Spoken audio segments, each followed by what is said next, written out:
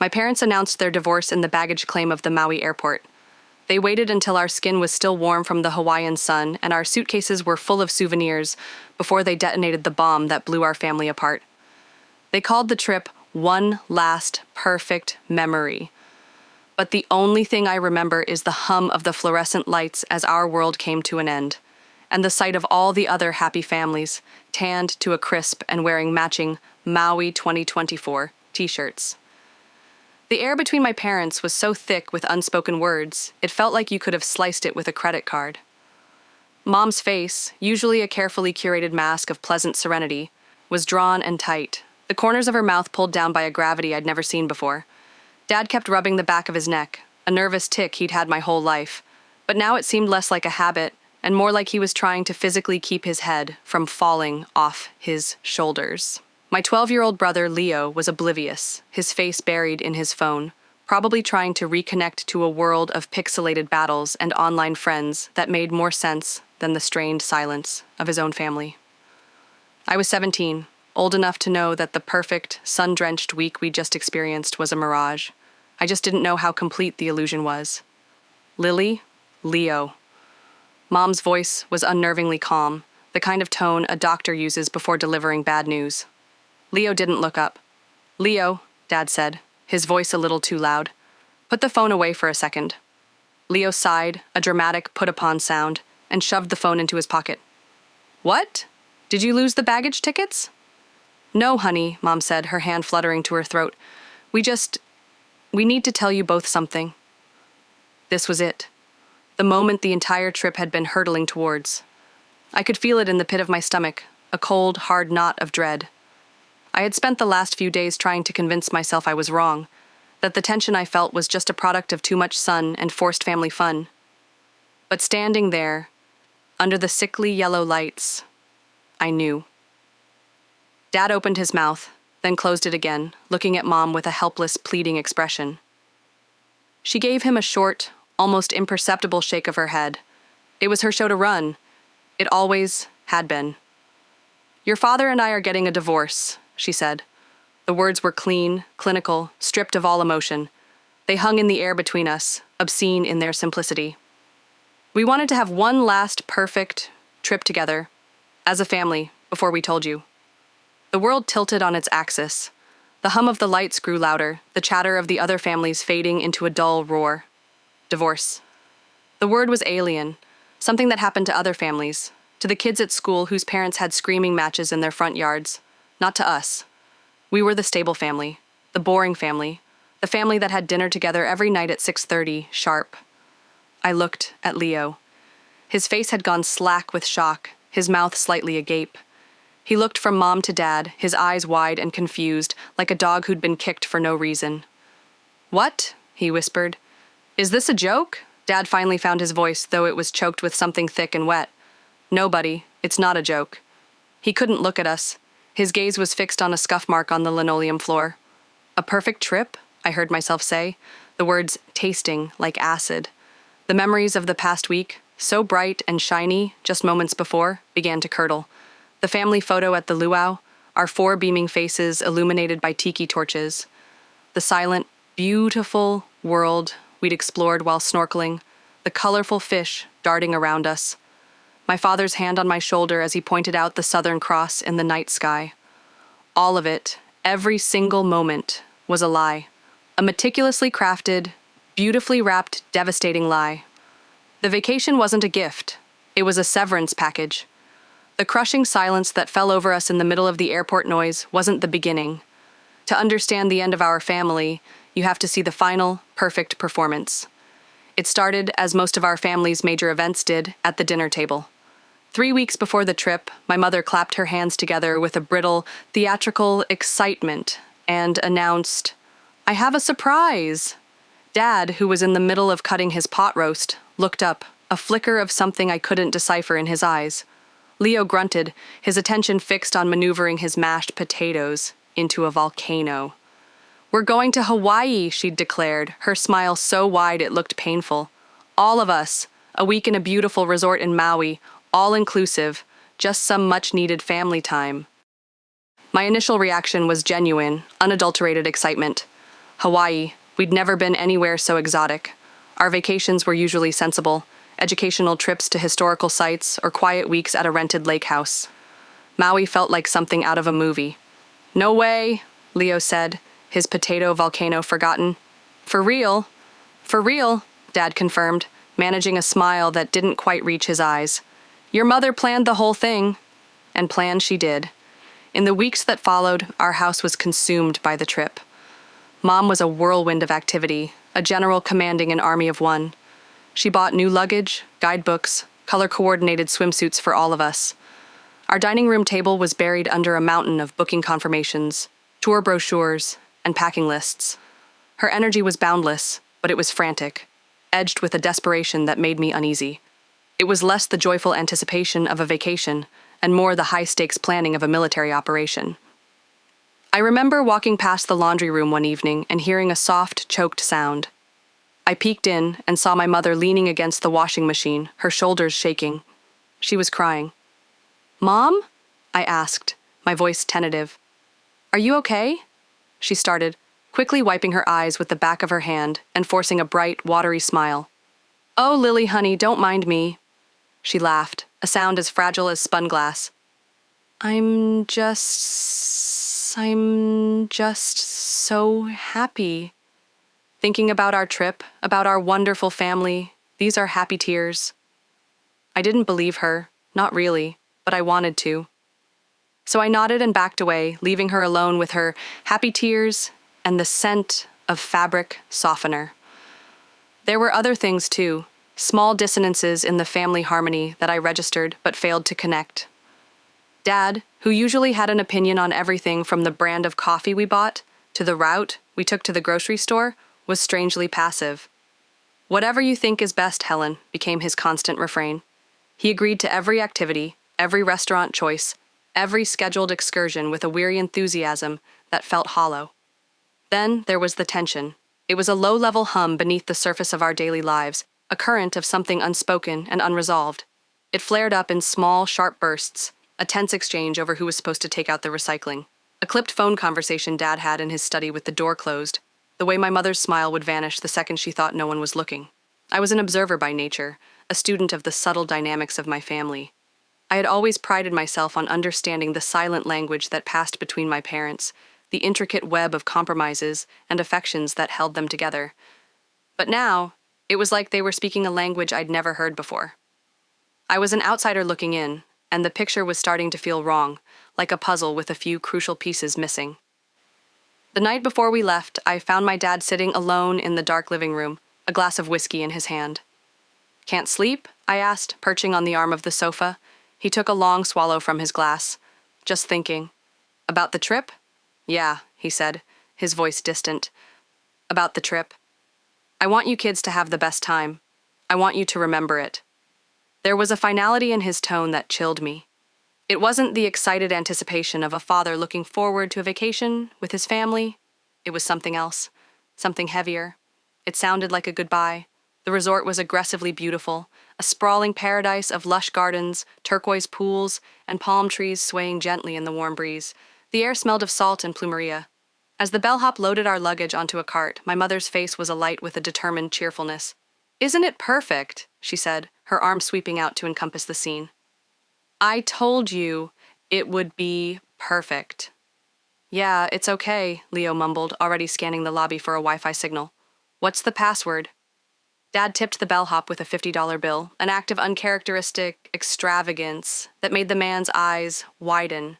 It was the first of many such gestures, a constant stream of over-the-top spending that felt less like generosity and more like an attempt to buy our happiness. Our suite was enormous, with a balcony that overlooked the ocean. The beds were covered in hibiscus flowers. A bottle of champagne and a basket of tropical fruit sat on the table, a welcome gift from the hotel. My mother's performance kicked into high gear. She oohed and awed over every detail, her voice a high-pitched trill of manufactured delight. I felt a strange sense of detachment, as if I were watching a movie of a family on vacation. The setting was idyllic, the actors were playing their parts, but the emotional core was missing. We were all just going through the motions, following a script written by my mother. The next day was beach day. Dad, channeling a manic fun dad energy I hadn't seen in years, decided we were all going to learn to surf. He rented boards, slathered us in sunscreen, and herded us down to the water's edge with a desperate enthusiasm. The lesson was a disaster. The waves were bigger than they looked, and the board was unwieldy and awkward. I managed to get to my knees once before being unceremoniously dumped into the churning water. Leo, who had the patience of a gnat, grew frustrated after 5 minutes and stormed back to the beach, muttering about how stupid it was. Dad's cheerful facade cracked. "Leo, come on, give it a try." "It's dumb," Leo yelled back, kicking at the sand. "I'd rather play my game." Dad's shoulders slumped in defeat. He paddled his own board out a little farther, a solitary figure against the vastness of the ocean. Mom watched the whole exchange from a lounge chair under a large umbrella, a fixed, brittle smile on her face. She hadn't even put on her swimsuit. She was wearing a white linen cover-up and oversized sunglasses, a queen observing her subjects from a safe distance. In her hands, she held a professional-grade camera she'd bought specifically for the trip. Click, click, click. She took dozens of photos, obsessively documenting our fun. A picture of me, sputtering and drenched with a forced smile. A picture of Leo pouting on his towel. A picture of Dad, paddling alone. She was curating a photo album of a happy family vacation that didn't exist. That night was the luau. We were all dressed in our color-coordinated outfits, a vision of familial harmony. We were seated at a long table near the stage, the air thick with the smell of roasted pig and tiki torch fuel. As soon as we arrived, a photographer pulled us aside for a family photo. "Big smiles," the photographer chirped. "Aloha," we beamed. 4 perfect, happy faces, bathed in the warm glow of the setting sun. It was a masterpiece of deception. The show was a blur of fire dancers and hula girls. My parents drank Mai Tais, their conversations stilted and polite. They talked about the weather, the food, the performance on stage, anything but what was really on their minds. During a lull in the show, when the dancers had left the stage and the band was playing a soft, instrumental piece, I saw it. A brief, tense, whispered exchange. My mother leaned across the table, her face a mask of cold fury. My father's expression was a mixture of guilt and resignation. I couldn't hear their words over the music, but their body language was screaming. It was a fight, a silent, vicious battle waged in the space of a few seconds. Then, just as quickly as it had started, it was over. My mother leaned back in her chair, her pleasant smile snapping back into place. My father took a long drink of his Mai Tai. They thought Leo and I were too engrossed in our dessert to notice. They were wrong. The perfect facade was starting to crack, and I was beginning to see the darkness that lay beneath. The turning point, the moment my subconscious finally caught up with what my heart already knew, came on the 4th night. I woke up around 2 a.m., my throat dry from the air conditioning. I slipped out of bed, careful not to wake Leo, and padded into the hallway of our suite to get a glass of water from the small kitchenette. As I passed my parents' bedroom, I heard voices. They were low and urgent, coming from the balcony. The sliding glass door was open just a crack, and their words drifted out into the silent suite. "Have to stick to the plan, Mark," my mother was saying, her voice sharp and strained. "I don't know if I can do this, Helen." My father's voice was thick with anguish. "It feels cruel. What's the alternative? Ruin this for them?" We agreed. It's better to tell them after. Let them have this one last good memory. A good memory. The words were a punch to the gut. This wasn't a vacation. It was a carefully constructed lie, a stage-managed production designed to give us a good memory before they blew our world apart. Dad's voice broke. Looking at them, knowing what's coming. "Stop it," Mom snapped. "We made a deal. You know the terms. It's part of the agreement, Mark." The agreement. The phrase was cold, clinical, terrifying. It stripped away the last vestiges of my denial. This wasn't a family in crisis. This was a business transaction. Our lives, our home, our future. It was all part of an agreement. I backed away from the door, my heart pounding in my chest. I crept back to my bed, my glass of water forgotten. I lay there in the dark, the sound of the ocean waves crashing against the shore a mocking counterpoint to the storm raging inside me. I tried to rationalize what I'd heard, to twist their words into something less devastating. Maybe they were talking about work, maybe it was a misunderstanding, but I knew. In that moment, the perfect vacation became a prison, and I was just another inmate, waiting for my sentence to be read. The next day, we went snorkeling. The trip was supposed to be a highlight, a chance to explore the vibrant underwater world of a coral reef. But the magic was gone. The unspoken truth was a tangible presence between us, a fifth member of our party. Underwater, there was a temporary reprieve. In the silent blue world, surrounded by the breathtaking beauty of the reef, it was possible to forget. But every time we surfaced, the tension was there, waiting for us.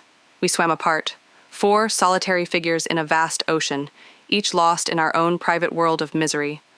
My parents existed in separate orbits, only coming together for the benefit of the boat's crew or the other tourists. The performance was for strangers now, not for us. Our last supper was at the resort's fanciest restaurant, a place with white tablecloths and a wine list as thick as a novel. The atmosphere was suffocating. The conversation was a minefield of platitudes and empty phrases. "The fish is excellent," my mother commented, pushing a piece of mahi-mahi around her plate. "Really beautiful view," my father said, staring out at the ocean. Leo, sensing the mood, had retreated into a sullen silence, communicating only in monosyllables. Halfway through the meal, my father cleared his throat and raised his wine glass. "I'd like to make a toast," he said, his voice unsteady. "To family. And to making memories that will last a lifetime." It sounded like a eulogy. Then came the gifts. My mother produced 2 elegantly wrapped boxes. Inside mine was a delicate gold necklace with a single pearl. Leo's was a brand new, top-of-the-line gaming console, the one he'd been begging for months. They were extravagant, inappropriate gifts for a simple vacation souvenir. They felt like a preemptive apology, a peace offering, severance pay.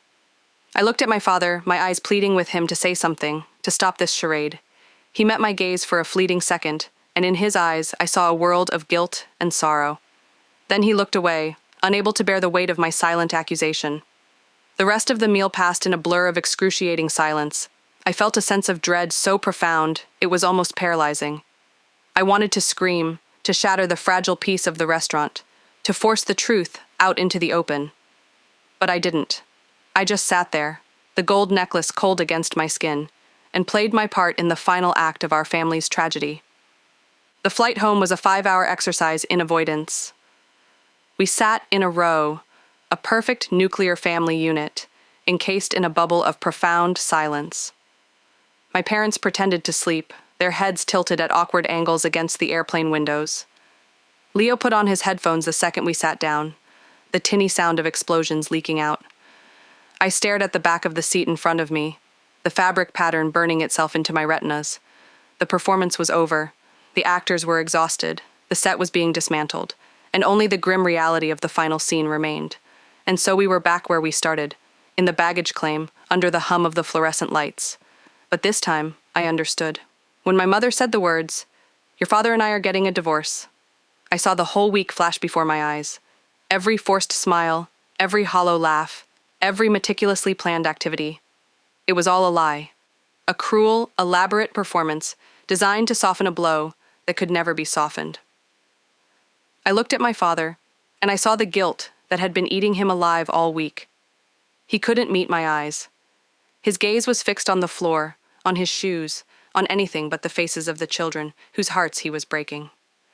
I looked at my mother, and I saw the strained resolve of a woman who had convinced herself that this was the kindest way, the most civilized way, to end a marriage. She was wrong. Her expression was a mixture of sorrow and a terrifying, unshakable certainty. She had stuck to the plan. She had honored the agreement. Then I looked at Leo. His initial confusion was hardening into a dawning, horrified understanding. His face crumpled, and a single tear traced a path through the sun-kissed skin on his cheek. "But why?" he choked out. "I thought we were happy." That was the cruelest part of it all. The specific, calculated cruelty of the deception. They hadn't just ended our family, they had poisoned our memories. They had taken our final week together and turned it into a lie, a beautifully choreographed piece of theater that made the inevitable truth 1,000 times more painful. The happiness he thought we had was a carefully constructed illusion, and the realization was shattering him. 3 months later, I was packing the last of my things into a cardboard box. The house had been sold. The walls of my childhood bedroom were bare, the nail holes where my posters used to hang like tiny, weeping wounds. The silence in the house was absolute, a hollow echo of the life that used to fill it. My parents were living in separate, sterile apartments on opposite sides of town. Their lives were neat, orderly, and devoid of each other. The messy, complicated, beautiful thing that had been our family was gone, dismantled and sold off piece by piece. I found the photo from the luau at the bottom of a drawer. The four of us, beaming in our matching outfits, the picture of a perfect, happy family. I stared at it for a long time, at the bright, false smiles and the carefully constructed joy. It was the happiest-looking picture we had ever taken. And it was taken on the eve of our family's destruction. I finally understood. The vacation wasn't a gift. It wasn't one last happy memory. It was a goodbye. A beautifully wrapped, meticulously planned, devastatingly painful goodbye.